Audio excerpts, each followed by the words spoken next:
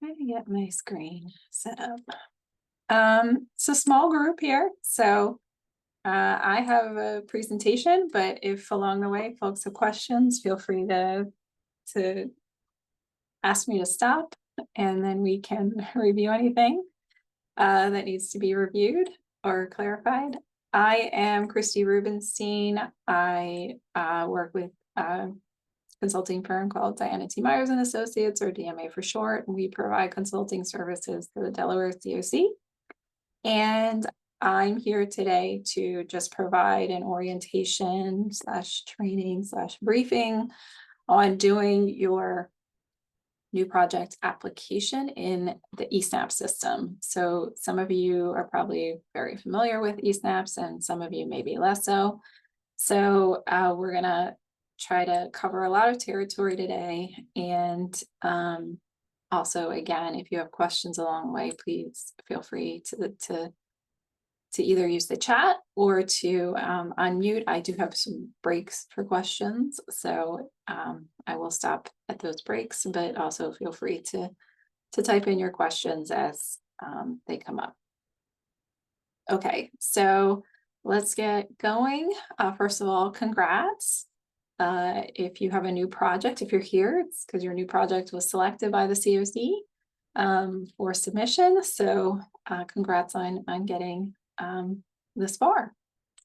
Our learning objectives for today are to be able to anticipate what HUD and the COC are looking for in your application submission, to know how to structure your narratives in the most efficiently responsive way, to identify where to go for more information if you need it, and to understand the overall review process. And that's kind of like our general, what we're trying to accomplish today. So hopefully we get there. And in terms of your timeline, so today, right, we're doing the new project briefing, and then you're going to have the rest of the week to meet one-on-one with the HUD staff. I believe Erin in the email has included a link for you to schedule those one-on-one TA sessions if you would like one. I would suggest go ahead, do that just in case you need the time. If you don't, fine, but questions always come up. By 4 p.m. on the 27th, you're supposed to submit your completed PDF of your application. It's really your draft application. But again, don't submit it in eSNAPs yet. You're just submitting the PDF. And then the COC will send you a review. The sort of tentative date for that is September 30th. And then corrected application should be submitted in eSNAPs. October 4th is sort of the date we have. That's pending any delays related to the appeals process, but that's kind of the anticipated date at this point, and the COC will let you know and confirm. All right, so we're going to talk a little bit about accessing the application in eSNAPs to kind of start things off. Apologies for those of you who are very familiar with eSNAPs. If you're not, this hopefully is helpful, but if you are, I'm going to try to move through this part quickly. So, you know, don't wander off too far. And then I just want to clarify, when is the new project application used, because we get questions about this sometimes. Just to say that if you're doing an entirely new project, you're going to use this. If you're doing an expansion of an existing renewal project, you're going to use the new project application.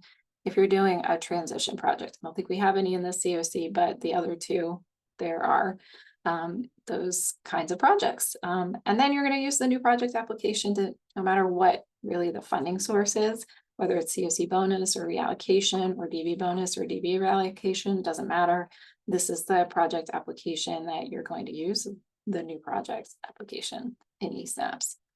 So the only folks who aren't doing this is if you have a renewal, and if you have a YHCP project, none of you do. All right, key new project application steps in eSNAPs. If you want a real good checklist, check out this one that HUD has made. This PDF of this slide deck will be shared, and we have all of the links active so that you can kind of check out the checklist from HUD. And it really is kind of like starts from the beginning and then works its way down and getting started in eSnaps. There's also this really useful video, and it's about 12 minutes long, a little under 12 minutes. And it really walks you through accessing the project application. So if you're new to eSnaps, it is not an intuitive system, and I do suggest maybe sitting and watching the video while you attempt to navigate through the system. There's also a written guide. Maybe that works better for you. So you have lots of different ways of kind of like watching somebody do it in the video, or reading the guide, or just listening to me talk at this presentation. Just a note that you have to complete what is called your applicant profile in eSnaps.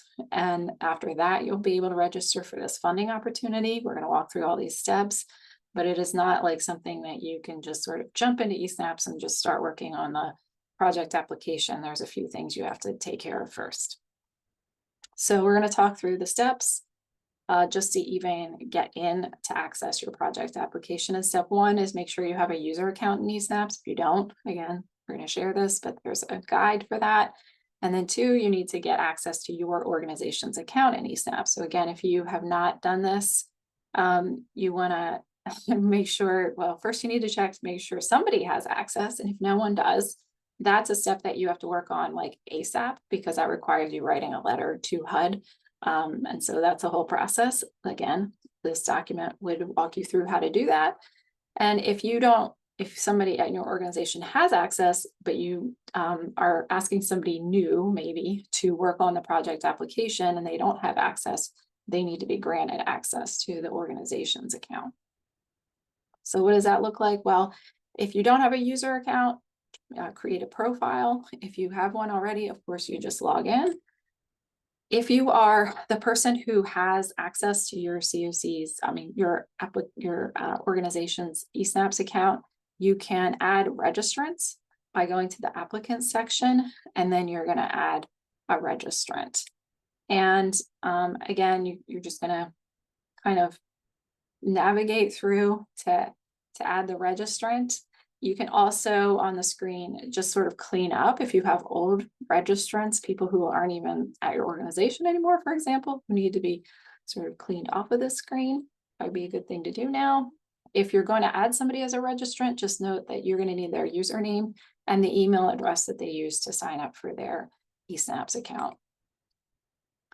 All right, so once you have access at least to your organization's account, you have an eSnaps account yourself, you need to set up, if you're brand new, an applicant profile. But if your agency already has an applicant profile, then you're just going to update it. If you are a renewal applicant, you've already done the updating, so you're in good shape. But if you have an old applicant profile and you've never really or you haven't updated it in many years, or you're really, really new to eSnaps and you've never done this before, then you're not going to have an applicant profile and you need to set that up.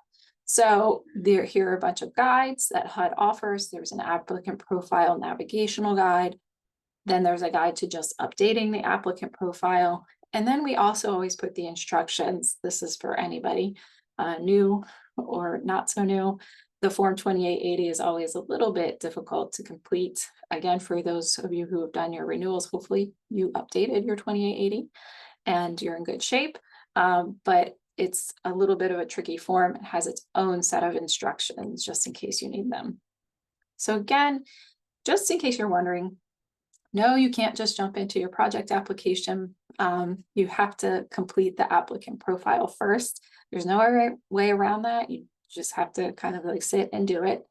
Again, these instructions for the 2880 and then the code of conduct. So just a little bit of a note about this 2880. It's kind of like an interesting form. It kind of, you're going to do some part of it in the applicant profile and then other things within your project application. So just be aware that it's a little bit of a dynamic relationship between some of these forms and the different parts and steps. So some things you're working on in the applicant profile, they pre-populate in your project application, and other things don't pre-populate and they kind of have to be filled in, or they are pulling information actively from your project application and it will kind of all sync together at some point.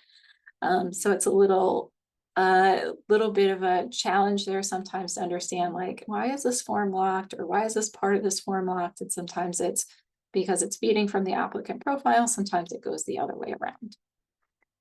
The code of conduct, just to note that HUD, you have to have an updated code of conduct, and you can check the HUD web page to see if your agency's code of conduct is listed.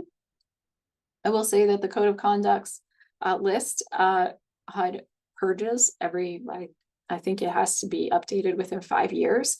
So you might have had an old code of conduct that was up to date, but it got purged off the list. So you always kind of want to check and make sure you're on the list. If you're not, you need to attach the first 5 pages of your code of conduct to the applicant profile. And then you'll want to circle back to make sure that you end up back on the list, that you've done all the things you need to do to show HUD you have an updated code of conduct. When you think you're done, you want to check the submission summary page on your applicant profile. If you have any red X's, then you're not going to be able to move forward. So you have to fix all the red X's. And after you make corrections and you have all green check marks, and I'll show you what that looks like, you'll be able to complete that submission, and you will be able to click the complete button. The complete button does not become active until all the parts of the applicant profile that HUD needs you to complete have been completed. So it'll be locked until you have done all the things that they ask you to do. So again, setting up your applicant profile. If you're a returning applicant, you don't need to worry about this, but if you're new, again, you want to add the organization as an applicant. And then you want to say it's an organization. And then you want to add your applicant name, and you want to use your UEI number. This used to be the DUNS number was in the applicant number, but now it should be your UEI. And then you would be able to move on to accessing the applicant profile. And again, you always want to make sure you're in the right applicant once you create your applicant. Sometimes people have more than one applicant. Somebody got confused, created a new account or something. So just make sure you're in the right one, and then you will create your applicant profile. If you have an existing applicant profile and you need to go make edits, then you can just navigate to the submission summary page and make your edits. But you have to kind of like open it up again to do that. And then again, once you have on that submission summary page, once you have everything that says yes under the mandatory column completed with a nice green check mark, then you'll be able to hit the complete button. And that's true of just kind of how these applications work. They have, I will say this, I like the fact that there's the check mark to show you if you've completed a screen correctly and everything is done and ready to go, and only then would you actually be able to complete that part or submit it. All right, our next step would be to register for the funding opportunity. So you're going to want to navigate back to the main menu when you're in eSnaps. Always kind of go back as far as you can. And then you're going to select the funding opportunity registrations on the left side menu. And this funding opportunity will be called New Project Application FY 2024. So again, eSnaps is not the most intuitive system, but you're kind of going to work your way down this left side menu. We did the applicant part, right? Next, you move on to the funding opportunity registrations. This step is really simple. Again, you want to make sure you're in the right applicant, that you pick the right funding opportunity because many will be listed. And then you would just click on the little icon to register. And then you're going to say, yep, that's the thing I want to register for. And you're pretty much done with that step. So the next step is to actually create your new project application. Again, you're going to navigate back to the main menu, select projects on the left side, and create the project. So again, this doesn't show the left side menu, the next screen will, but again, you'd select projects.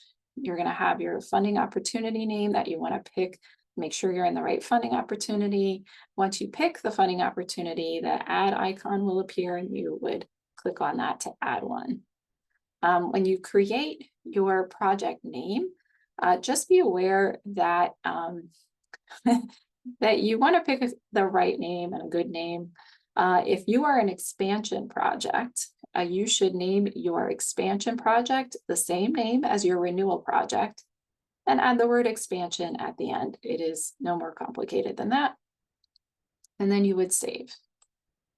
All right, then you're going to be able to edit your new project application. So you're going to need to navigate again back to the main menu, select submission, and then you're going to select your project application and start editing it. So again, back to this main menu, we worked our way down, projects, under that is submissions. You're going to select that. Again, you always want to make sure you're in the right applicant, and you would scroll down until you pick the project name. If you need to use the filter because you have a long list of projects, maybe that's helpful to you, you can do that. But then once you have it on your list and you're sure that's the right one, you just click that little, looks like a file folder. You click on it to open it up and start editing. So you're going to get a new project application screen that looks like this when you go in to edit it. And just note that most of the screens are actually missing at this point. And why is that? It's because you actually have to complete all of part 1 before the rest of the application screens will appear. So don't get freaked out if you're in there and you're like, wait, where are all the screens? I thought there were more. There's all this stuff about screens 2 and 3 and 4 and 5. Where are they? They will appear, but this is HUD's way of saying, nope, you got to do all this boring stuff with all these forms first. Now, if you are not the person who's going to be in a position to complete all these forms, then you need to track down that person who can, do the forms or attest to things or certify things or make sure that it's okay for you to complete all these forms. There's a lot of different stuff covered here, and you just kind of have to work your way through it, plow through it before you're going to be able to get to the rest of the application. And the rest of the application is going to conclude all of these screens, which can feel a little overwhelming, but a lot of them are fairly straightforward and simple to get through. But you do want to carve out enough time to be able to complete all of the screens in the application because, well, there are quite a number of them. All right, so that's just been our little tour of how to access the application, what it should look like when you open it up. Does anybody have any questions? Okay, we're going to move on to stuff that's, I don't know. I'm sorry, yes, I have a question. Yep. So when you have the option for when you need to edit, so that option wasn't showing up for me, even when I went to the steps that you were showing me. The edit option, you mean back for the project, the applicant profile? Yes. Did you need to edit your applicant profile? Yes. We had a change of employees. Okay. So my suggestion would be, I'm gonna try to pop it in, but there was a set of instructions for if you need to edit your applicant profile. Yeah, I read through the material that was provided and like to go step by step, but I'm like, I don't know if there is a step missing or what, or I'm dense, but there was not an option to edit. So. Well, that might be a special case. We'd have to get online with you and just see what's going on. Or I just popped in the chat the like updating the applicant profile. So if I don't know if that's the list you were working from or the there are a lot of different guides. So if that wasn't the one, maybe go through it. If it was, but you're still like, wait, it's not opening up for me. You might actually need to contact eSnaps, but we can always jump on, or Erin can see if she can assist you in figuring out if there's something that's missing that needs to happen. It's hard to know because these things are very tedious in eSnaps. So, so sometimes if you're just in the wrong place, it's like, oh, it's not going to work. Thank you. I'll try what you sent and I'll reach out to Okay. There. All righty. Any other questions? All right, so I'm gonna go through what's called the Due Project Quality Threshold Review, and this is really HUD's set of thresholds that they want your project to meet. And we're gonna talk through it just so that you're clear on sort of like what HUD is looking for in your project application, so that you can be thinking about, well, how am I gonna write my answers, or sort of make sure that my responses are going to indicate to HUD that, yes, I did meet all of these thresholds. The thresholds are covered on page, or they start, it's many pages long actually, on page 60 of the COC NOFO. Each project type has a set of its own sort of project quality thresholds. So you want to make sure that you're looking at the project quality thresholds that are appropriate for your project type, because they're different for, say, HMIS projects than for permanent supportive housing projects.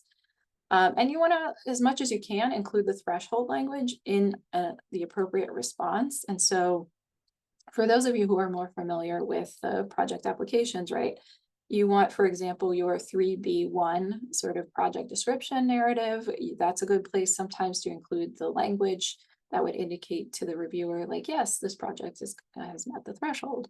Another place will be your 4A narratives about supportive services. So those are going to be good places to basically lift some of the language from the project quality thresholds and then explain how you are planning to meet those thresholds or exceed those thresholds really in your project application. So what do these thresholds look like? What are they? Well, for permanent supportive housing and rapid rehousing, they're the same. And what they say is they want these projects to receive at least 4 out of the 5 points available. I will tell you that as part of when DMA does a review, and I'm pretty sure Erin's gonna do this too, we want every project to meet all of these as much as possible. Leave no doubt that your project passes the quality threshold review. So the first one is the type of housing proposed, including the number and configuration of units, will fit the needs of the program participants. So this sort of means like, hey, don't design a project where you say, we're going to serve families, but then I created a project that is only asking for rental assistance for, a bunch of 1-bedroom units. Well, that would not meet the needs of families with children, right? So if that's your intent, just again, you want to make sure that what you're offering matches with the people that you said you're planning to serve.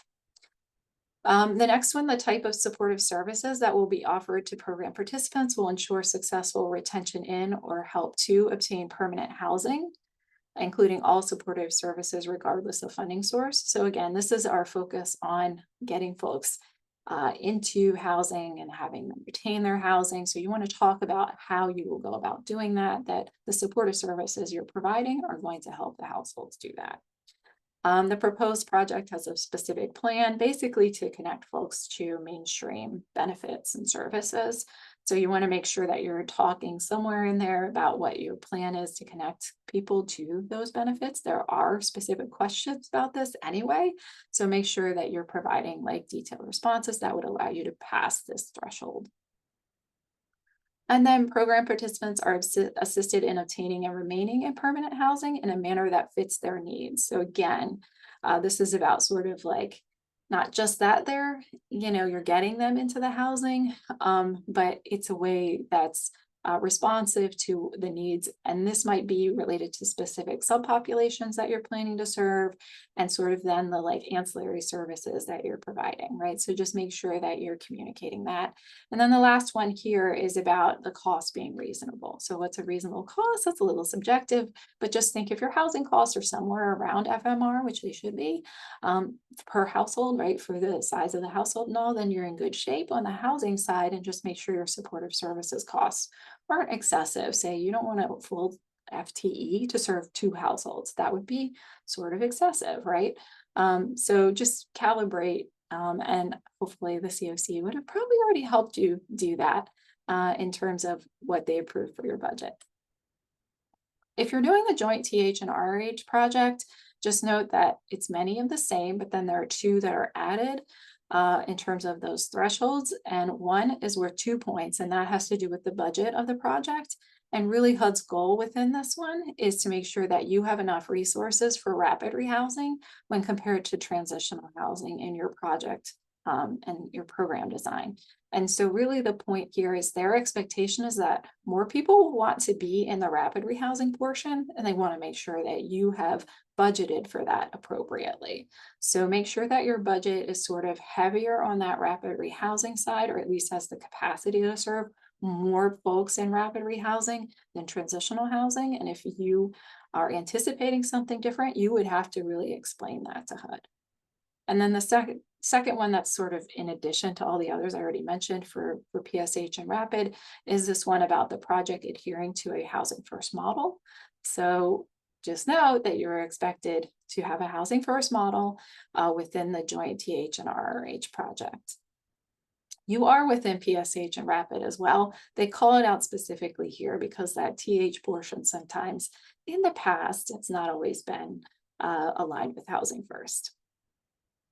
All right, so that's it for the project quality thresholds. Does anybody have questions about those? They're very exciting, I know.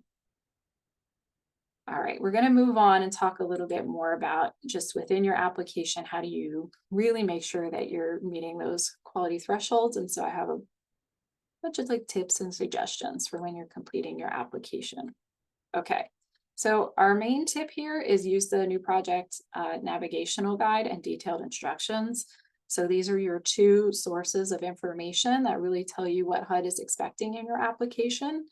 And don't be alarmed, they're long, but that's because they cover all the different project types. You can just focus on, like, if you're doing a PSH project, just focus on what you need to do for your PSH project.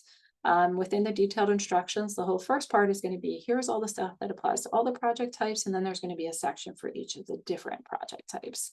So you can just look at those and really try to stay on target with your narratives. And answer the questions and fill in the tables as HUD is directing. A lot of times we get questions that honestly the answers are sitting there in the detailed instructions if you just kind of like read them carefully. The navigational guide also actually has a lot of tips for, like, their screenshots for navigating through eSnaps and answering these questions, and they've actually added a lot of information within even the navigational guide in terms of, like, here's what you should enter into these different boxes. So make sure you're looking at those. One word about the detailed instructions and navigational guides is that the best place to get the most up-to-date version is going to be on HUD's COC program NOFA landing page on the HUD.gov website. So many of you might be very familiar with the HUD Exchange website. There is an eSnaps page on that, but they have not been updating the detailed instructions and navigational guides for FY 2024 on that eSnaps page. So you're going to want to find the most up-to-date versions by going to the HUD.gov COC program competition webpage instead. You're going to want to follow those. Again, read the guidance. It's really helpful. They often have bullet lists of, like, we want to see this, or here's what this means, or here's how we're defining these terms. So if you're unsure of what something means, or even if you feel really sure of what something means, but you haven't read the instructions in a while, I would say revisit it and make sure you read through it. You can reuse your responses from the application you submitted to the COC as a starting point, but don't assume that you gave the world's greatest answer, because just because you got funded doesn't mean that actually that answer was really sufficient. So you want to go back, you want to read through the detailed instructions. You might have been really off base in how you answered those questions. So just keep that in mind. Reading the detailed instructions and making sure you're answering the questions as HUD expects you to is the key here. So make sure you read through and are clear about what HUD is asking. And maybe what you wrote for the COC is great. And there are no changes needed, but sometimes, you know, what HUD is looking for is not quite how an applicant answered that application that they submitted to the COC. So just be prepared, give yourself time to go and do that, to make changes to your narratives or your other responses as needed. You can, we call this structure a strong response. You can abbreviate where possible, but and where it makes sense. So certain things, the reviewer is going to know what you mean. Rapid rehousing, RRH, right? DV, domestic violence. But they're not going to know abbreviations for other things like state agencies, city agencies, county agencies, things like that, or, your partner agencies. So don't use a lot of abbreviations for things that it's not really super clear what you're talking about. So if you are going to reuse that, say that agency name multiple times, spell it out the first time, and then tell HUD what the abbreviation means. You can use subheadings, capitalization, spacing, and maybe even bullets to organize your responses, but just be careful a little bit with the bullets. That would require you to write up an answer and say word, but you're going to want to clean it before you paste it into eSnaps. What I mean by clean is you copy it from Word, paste it into Notepad or something like that, that will strip out formatting, and then paste it into eSnaps, because eSnaps is notorious for being very finicky. And there are character limits to most of the narrative responses. And sometimes when you're pasting directly from Word or something like that, you're carrying over some hidden formats and stuff that could throw that off. So just a word to the wise there. And again, you can use simple things like capitalizing to make sure that you're being super clear to the reviewer, like here's how I answered this to check off all the boxes on that question that the detailed instructions say you want me to respond to, right? So that's a good way. And also please, for narratives that you have a lot of space for, like 3B1 is there your project description, please avoid writing one super long paragraph that goes on. It's very difficult to read those things in eSnaps. And so as somebody who's read a lot of different applications, I just implore you to make it easy on your reviewer by breaking things up as much as possible. All right, cross-reference appropriately. So just think of each section or screen as a sort of like standalone, and don't sort of make reference to things. Don't expect your reviewer to remember everything from the beginning all the way through, just kind of like try not to overextend your reviewer, okay? And then if you do reference something in a prior screen or section, just say specifically what you're talking about. Say, as for example, in this section, I said this, right? So just be clear about that and be specific, and not leave your reviewer thinking like, I know they mentioned that somewhere, I just don't even remember where, and now I have to go look for it. So you don't want to create a lot of that sort of slowing down of the review process. Maintain consistency. You're going to hear me say this about 1,000,000 times, but that's because sometimes folks don't. Acronyms, keep the same acronyms, don't come up with new ones all the time for something, right? Talk about the different agencies involved in the project in the same way. If it's a subrecipient, then refer to them as that a subrecipient. If they're a partner, then you can call them a partner, but be consistent throughout the application. Also be consistent with how you're talking about your own staffing.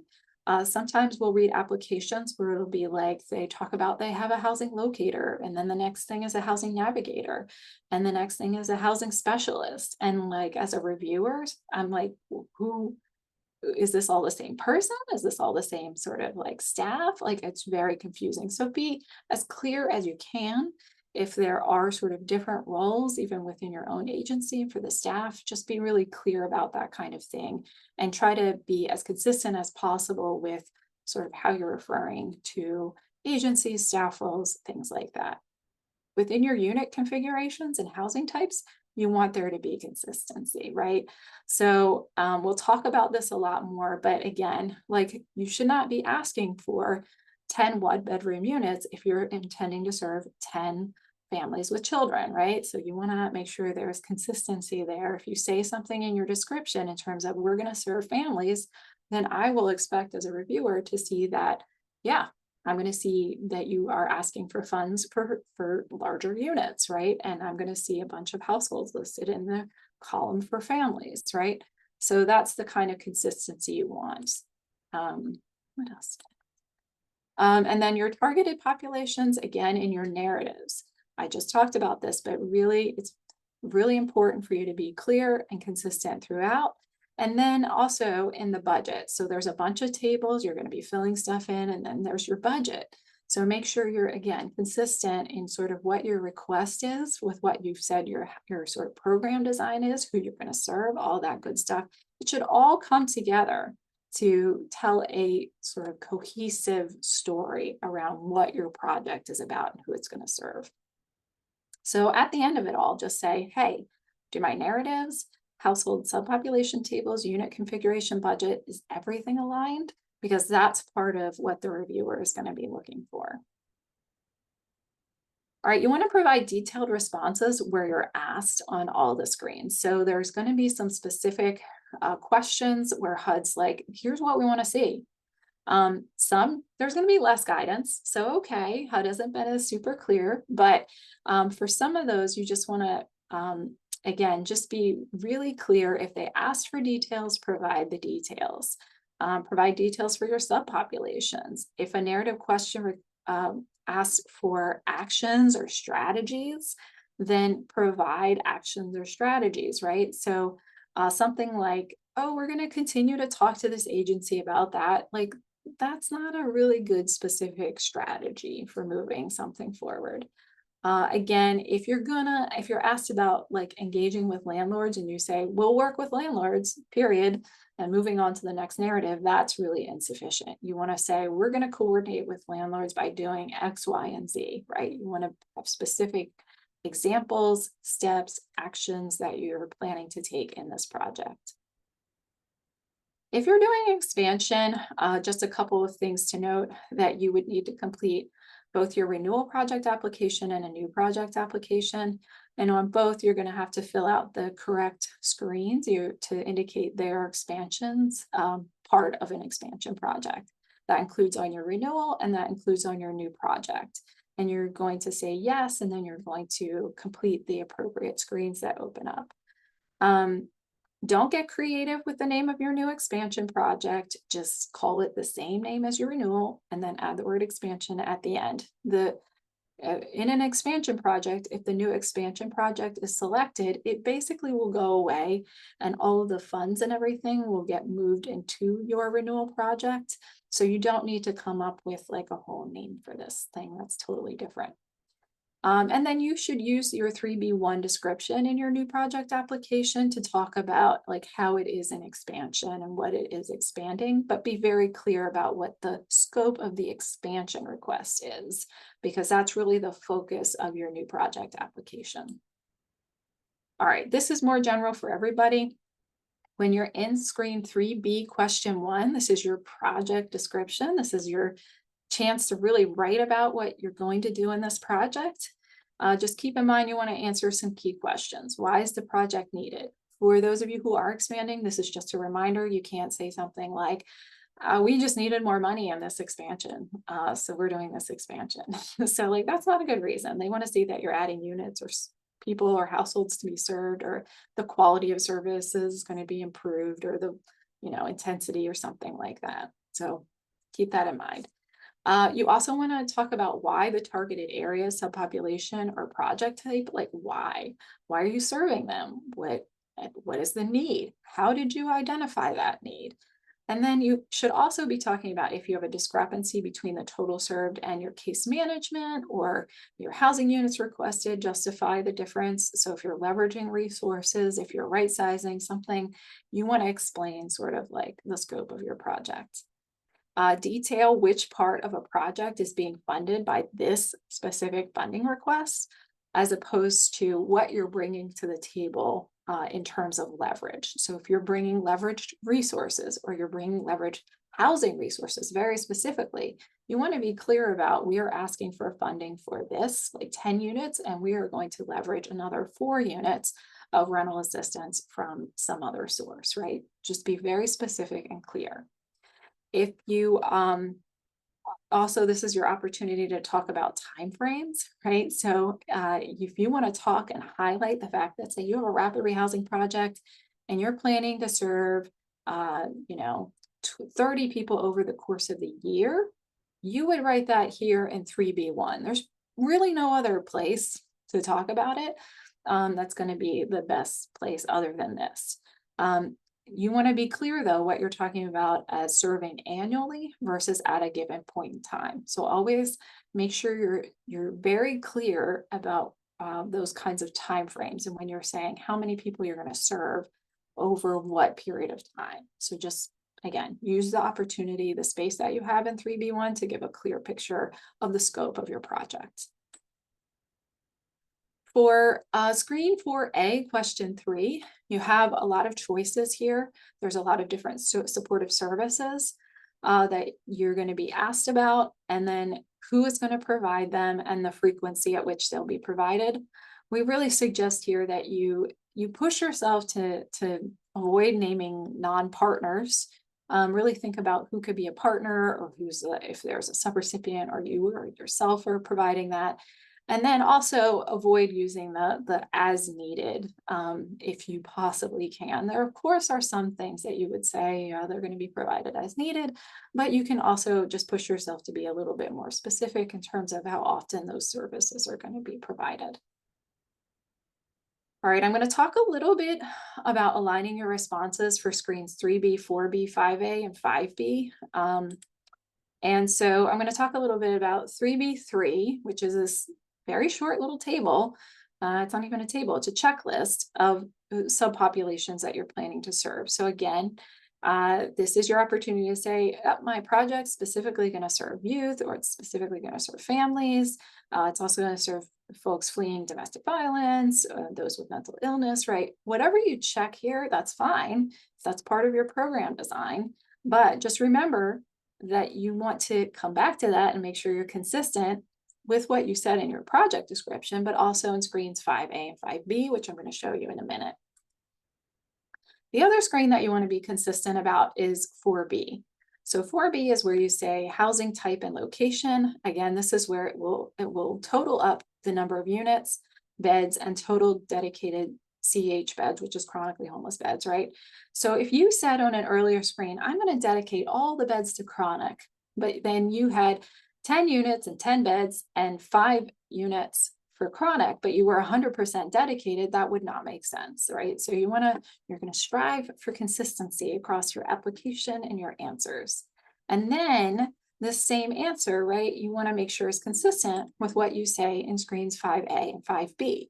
This is where you're talking about your program participants, you're looking at the kinds of households and how many people are in them, and then you're breaking it down by the different subpopulations. So this is kind of where folks get a little confused and a little sometimes mixed up about for what we're doing and who should be counted and how many times people should be counted. I'll talk a little bit about that. So again, the name of the game here is consistency. Consistency with 3B, 3B1, 3B3, 4B, and then 5A and 5B. So 4B, 5A, and 5B are meant to show how many units, people, and households are being used at full capacity at a given point in time. So you do not count turnover. Any expected turnover, do not count that in these tables, okay? So that's not what this is for. They just want to know full capacity, how many are you planning to serve? So for 3B1, that's where you can talk about, like I said before, if you are planning to have turnover and serve more people, and you think that sounds better, well, okay, but make sure it's realistic. But you can write it in 3B1, but you're not going to reflect it in 4B, 5A, and 5B. Those don't include turnover. If you're leveraging units from another resource, the number of units in 4B may exceed the number of units that you ask funding for in your rental assistance or leased units budget.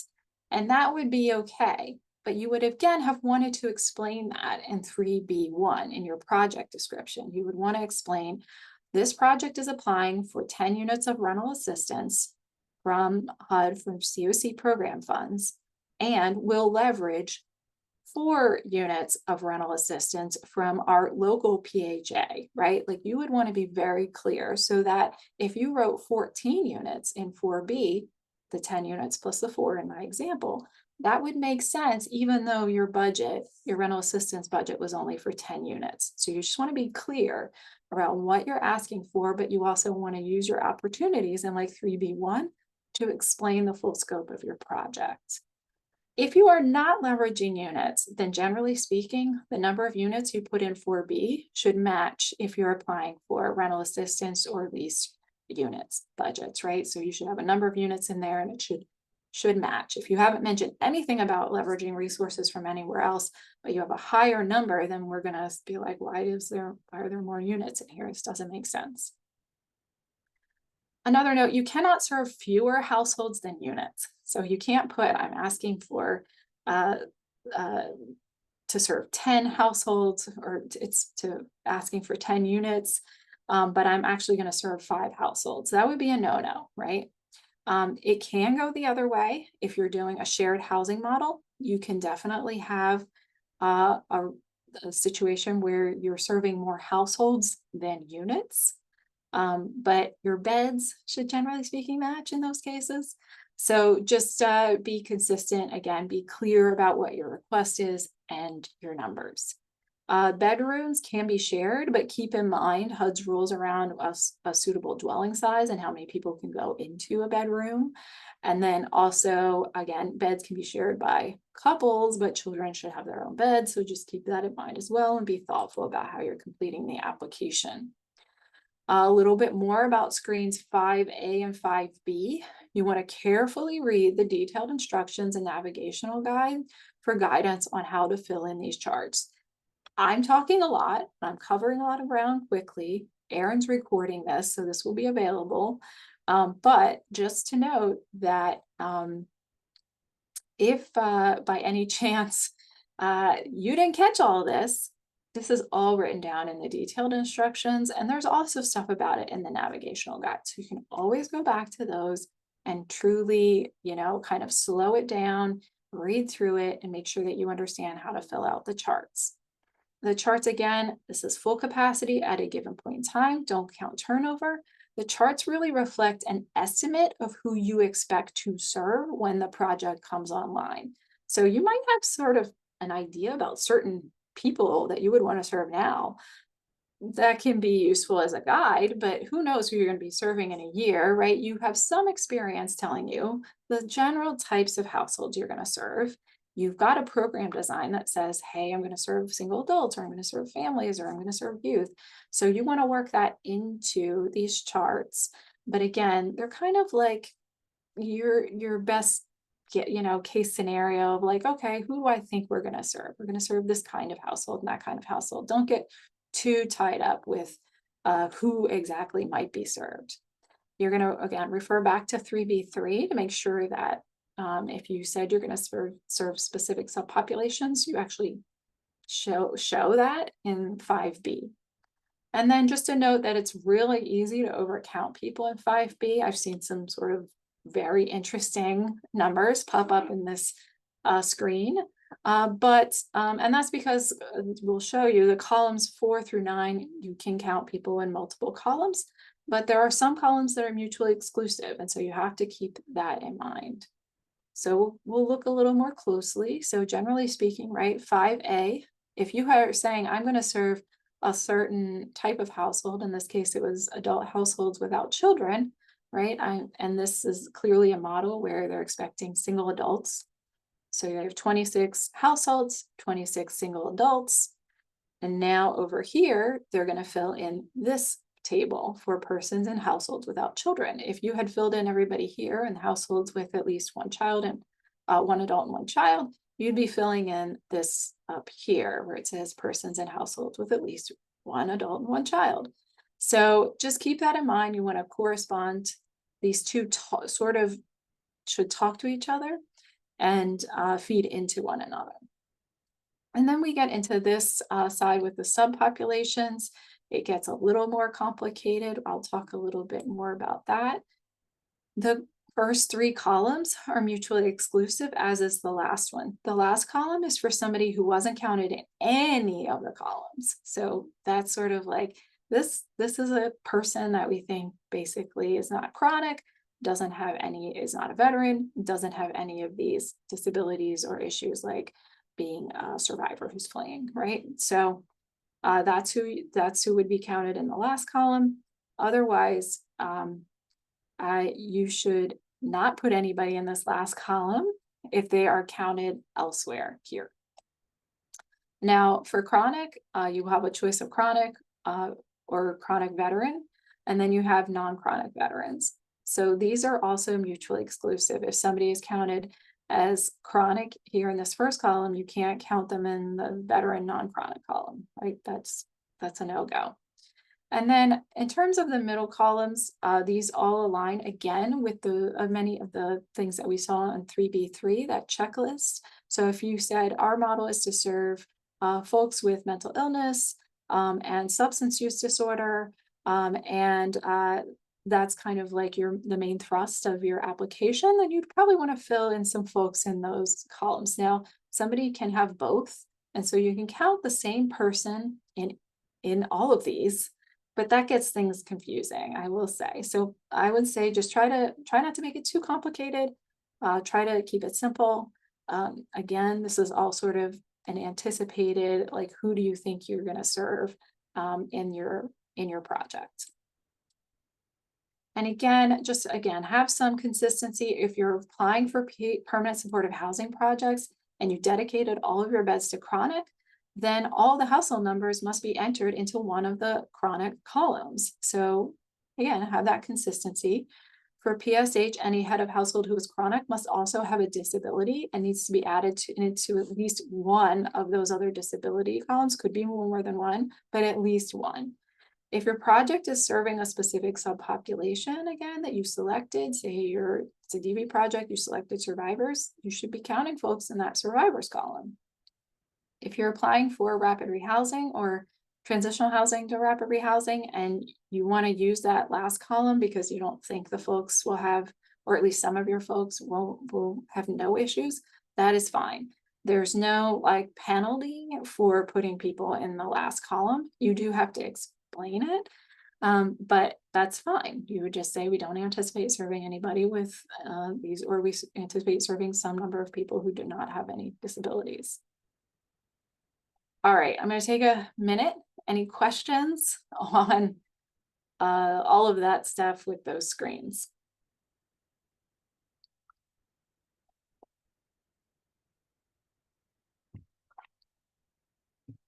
Okay.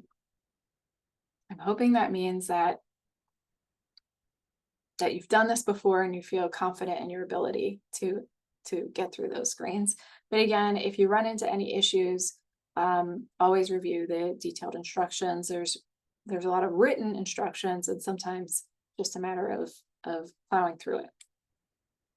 All right, I'm going to talk a little bit about the budget screens and the attachments. So when you're completing your budget screens, please refer back to the amounts and scope approved by the COC when you're completing your budget. If the COC gave you specific amounts approved for the various budget line items, then you should follow those. If the COC approved a specific number of households or units, be sure to follow that and that your budget reflects that. If the COC approved an amount less than what you applied for, but gave your agency discretion on sort of like how to figure out where your funds would go within the different budget line items, then make sure you set up the budget appropriately.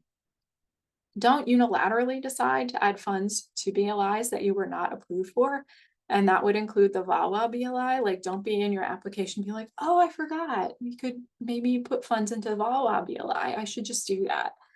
Probably not. You probably want to check in with your COC staff, Erin in particular, and say, like, would that be okay? And get approval for those kinds of changes. And if you're unsure what to do, then just ask the COC for help. Again, a reminder that HUD is using the FY23 FMRs in the application, but your awarded amount would be funded at the FY24 FMRs level.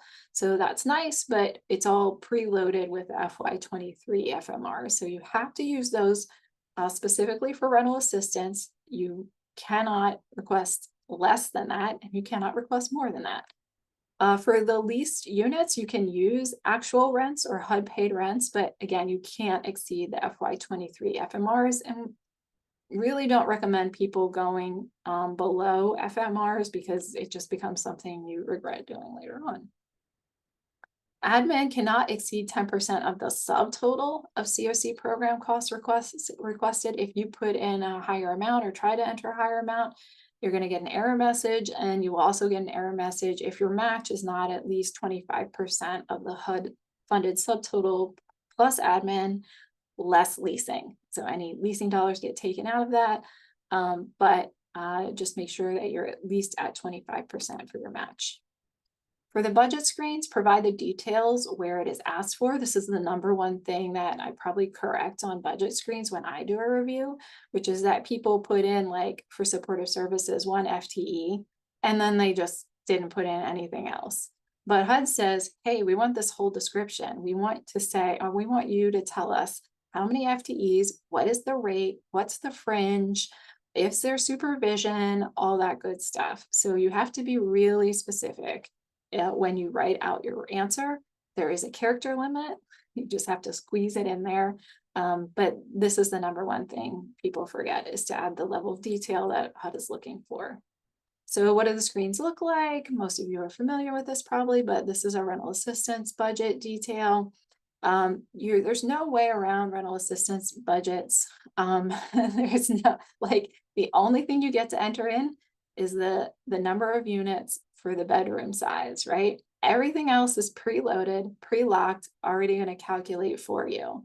So you select the FMR area and you select the type of rental assistance and you input your unit count per the bedroom size, and it's going to auto calculate everything else from there. Okay. So there's very little wiggle room for that. Same with leased units. The only difference here is that HUD does let you go less than FMR if you want. Again, a word of caution, but your budgets have been approved. I don't know if anybody's doing leased units, but we always suggest staying at FMR because FMR really isn't even enough these days for rent. So again, this is going to pre-calculate, though, the totals based on what you enter into the screen. And then for supportive services, again, we have this max 400 characters limit. So you got to squeeze in the level of detail that they're looking for. They didn't even really do that here in this example, so shame on them. But you would be able to enter the amount of assistance and all of that in here. So there's more to enter into really in your supportive services budget. The same for your operating. For those of you who are doing operating, you're going to be entering in some details here about what exactly you're asking to be funded within the different sort of sublines in there. So just, again, provide the level of detail that HUD is looking for. And your summary budget, the only thing that you can add in your summary budget is going to be your admin. Everything else is going to preload from those budget screens that you already completed by the time you get to the summary budget page. So as you complete those summary budget pages and you save them, then they're going to start to load into your project application, and those numbers should be showing up. A word about match, and documentation. So I provided the HUD FAQ response regarding match and the documentation that they say is needed. I would just say that it's a little bit of a silly game to get an MOU at this stage, because the amount that your project is funded for will inevitably increase, because they're doing a COLA increase for supportive services, they're doing adjustments for FMR and leased units and all of that good stuff. So in all likelihood, what you apply for, you will get more funding actually, and your match commitment will need to increase. So that said, you should probably have some letter on file noting the commitment, especially if it is third party in kind. They say actually you should attach something. Why is that? Because you're basically saying some other party is committed to providing the match to this project. They want to know that's real and not something you just sort of made up and committed some other agency to providing something that they never agreed to. In that case, I would suggest just doing a commitment letter and dating it during the NOFO period and saying that this amount of money will be available from this partner, or it's not really money, but because it's third party in kind, this in kind services valued at this amount will be provided by the partner during the project's operating period. Under attachments, just be aware too that if you said yes to certain things throughout the project application, then you need to provide an attachment. So we just talked about the third party in-kind match, but there's also, if you said yes to a subrecipient, then you need their nonprofit documentation. If you said yes to an indirect cost rate and you have an approved indirect cost rate, then you should provide a copy of that approval and attach it. If you said yes to replacement reserves in the operating budget, there is supporting documentation required. It's detailed within the detailed instructions. There's a whole list of things that that document would have to include. So make sure you read through that and provide that appropriately. And then if you provided a housing or healthcare leverage, the documentation for that should also be attached to your project application. All right, I don't know, Erin, if anybody here is doing the leveraging, but I'm gonna go through it quickly. If you had, as part of your application to the COC, said, yes, I'm able to leverage healthcare resource from another party, then you're going to need to provide a written commitment, and that written commitment must include these elements: the official new project name, the value of the commitment, the dollar value of the healthcare resources. Now, what the COC wants is something that's at least 25% of the total funding being requested. You can provide less than that if your partner is not willing to go that far. The COC will still submit it. But just be aware that when we say the dollar amount, it has to really be detailed. You want to say how you got to the dollar amount. You want to establish that the rate that is being charged is in line with other rates. So if you're talking to a healthcare partner and they have a rate sheet, you can use that to estimate the number of hours to be provided for the different activities that they might be providing, right? So you should really try to get some level of detail within that so that you don't just say, somebody's going to provide $25,000 in healthcare resources. Done. No, that's not really good enough. You want to have a little bit more detail to that. The dates of the healthcare resources should also be included, and those dates should align with whatever you said you're anticipating to be your proposed project start and end dates. So just make sure you say that. And then you might want to throw in, upon expiration of the initial term, the agreement shall be automatically renewed for successive one-year terms. Hopefully your partner agrees to that. And then a statement that the project eligibility for program participants in the new project will be based on COC program fair housing requirements and will not be restricted by the healthcare service provider. So that has to really be included. The same pretty much for if your healthcare leverage is specifically about substance abuse, substance use disorder treatment, or recovery providers. So you're going to have many of the same elements. The issue here is that you need to specifically say that the services provided are going to be available for all program participants in the new project who qualify and choose those services. So that's just a little bit of difference, a little wrinkle there if you're doing the sort of recovery substance use disorder treatment. And then the housing leverage, again, many of the same things, right? Official project name, the dates that are going to be provided. But you're going to want to name the source of the commitment, and you're going to really want to describe sort of what it is that's being provided in enough detail that it makes sense. Just be aware that when you're doing housing units for or housing leverage for PSH, what they want to see is a unit count. And for rapid rehousing, the joint component, transitional, and rapid rehousing project type, you're going to want to demonstrate that it's 25%. Hopefully you meet that threshold of the total program participants to be served, right? So rapid rehousing can be tricky to do housing leverage. I do suggest if you're unsure, if you were at rapid rehousing provider, said you were bringing a housing leverage, talk to Erin a little bit more about that and what that's going to look like. And within your eSNAP's new project application, if you're doing the leverage, again, we talked about how to write that into your 3B1 project description. talking about language that you could use. In addition to the COC funded services, this project will be leveraging in-kind health services through and a partner name and describe it like briefly. For the housing leverage, it's really important actually to talk about this and to be clear about how many units or how many additional households are going to be served through that leverage resource. So make it brief within your 3B1 description, but you do want to touch base on it and be communicating that clearly. You also need to make sure that the number of units, households served, people served, right, in 4B, 5A, and 5B reflect your leveraged resources. And specifically, it's really about your housing leverage. If you're able to serve more households and provide more units than what maybe your rental assistance budget shows, right? You just that leveraging should be counted in those tables. All right, the COC's review. What's the COC going to review? They're going to give your new project the best possible chance of getting funded. That's why they're going to do this. We think, and they think, great, thanks planned, but the reviewer might read that and be like, what is this? So we want to make sure that it all comes together and tells the story well.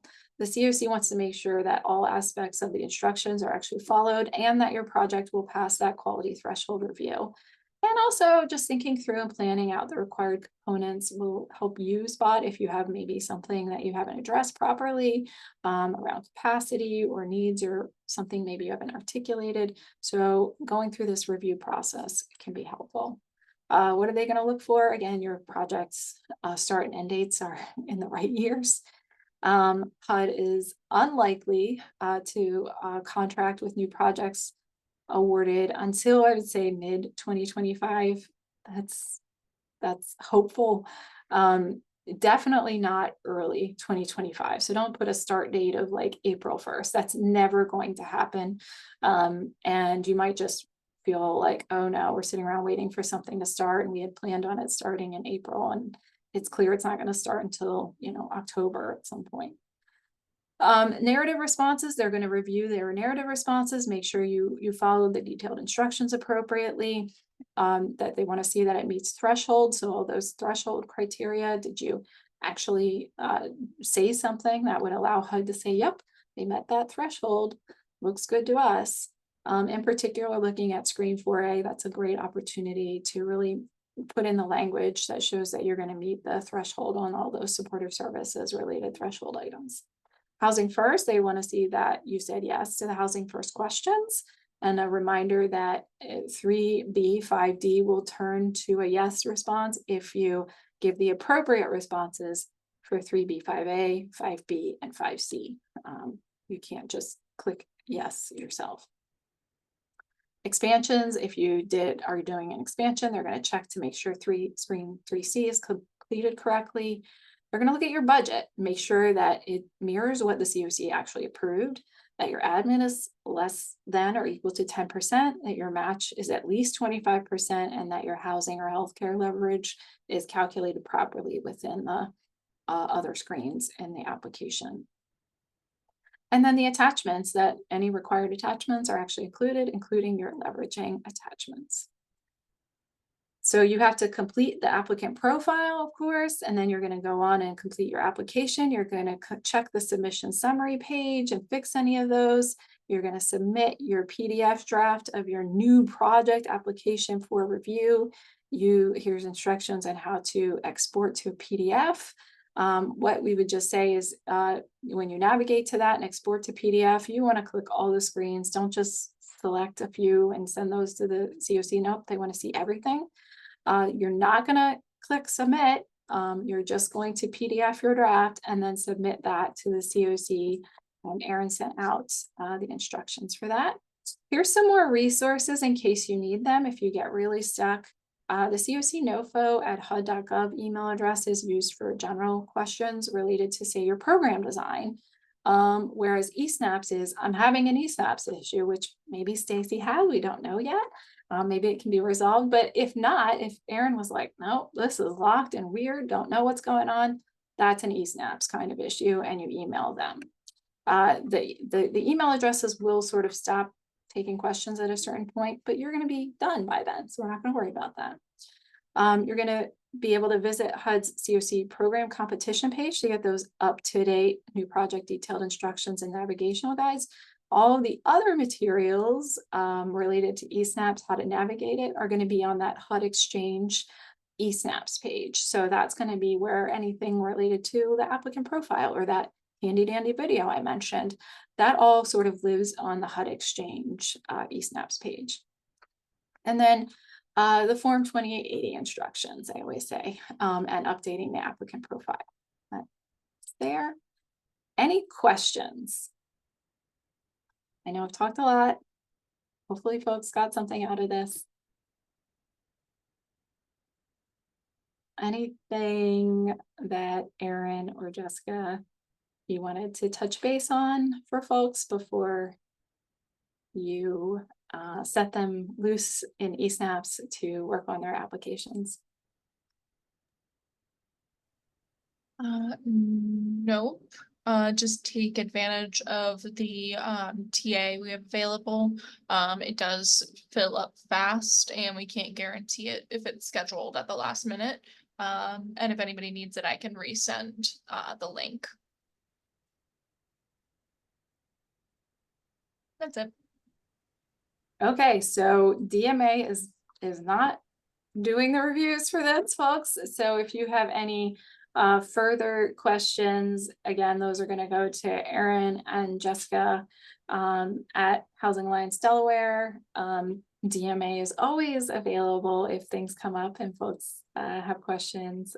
Erin and the team can always come and ask us, but they're going to be your main points of contact moving forward. And hopefully eSnaps treats you kindly. I will say that it is a slow system. And so for those of you who know eSnaps, you are aware of this, but if you have not been in eSnaps very much, you might not really understand the slowness of the system.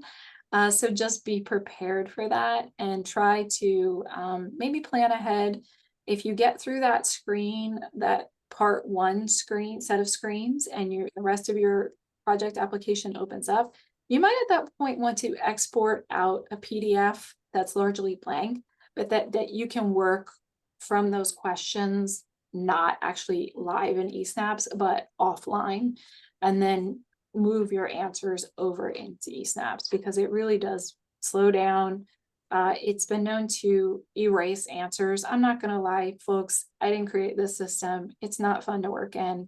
So as much as possible, I would say work outside of eSnaps and then input your responses into eSnaps. And that's sort of my final tip for the day. All right. Thanks, everybody. Good luck.